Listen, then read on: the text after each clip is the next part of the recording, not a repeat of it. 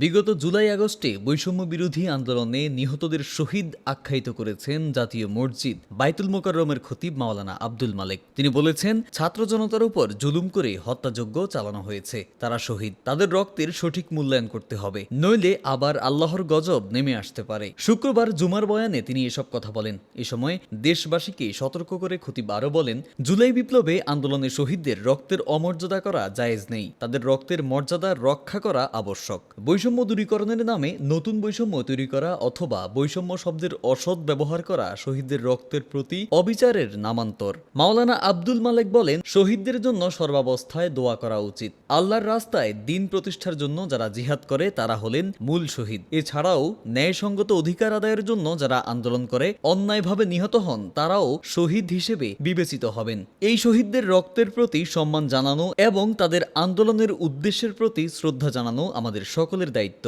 এ সময় খতিব দেশের জনগণকে শহীদদের রক্তের প্রতি শ্রদ্ধাশীল থেকে এবং সতর্ক দৃষ্টি রেখে বিপ্লবের উদ্দেশ্য সফল করার আহ্বান জানান।